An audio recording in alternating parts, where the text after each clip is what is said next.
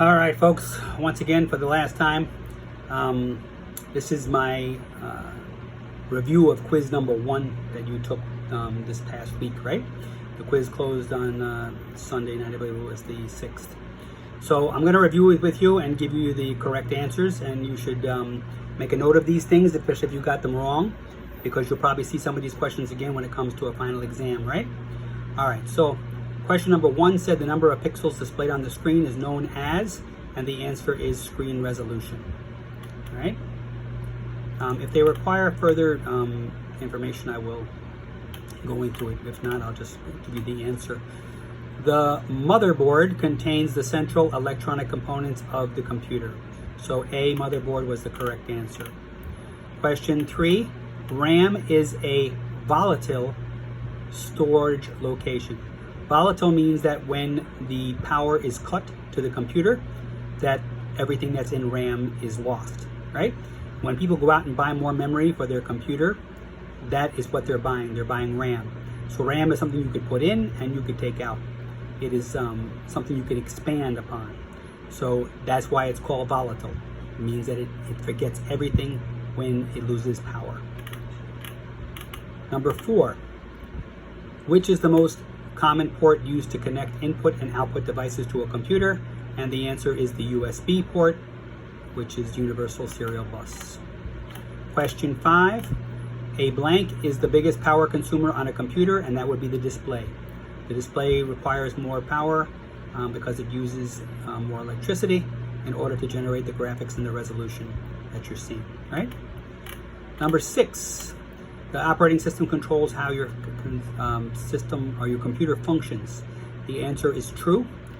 Without the operating system, then basically you have a pile of metal and plastic, right?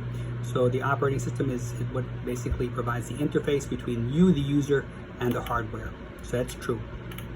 Number 7, the term data and information can be used interchangeably, and that is false. Data are simply facts and figures, bits of information, not information itself. When data are processed, interpreted, organized, structured, or presented so as to make them meaningful or useful, they are called information. Information provides context for data. Question number 8. Laser printers are generally faster at printing black and white than inkjet printers, and that is true, right? So a laser printer is the one that uses toner. Usually it's larger, and it prints very fast. And then an inkjet printer would be something like that, which basically is a small printer that has the small little, usually has a black ink and a color ink separately.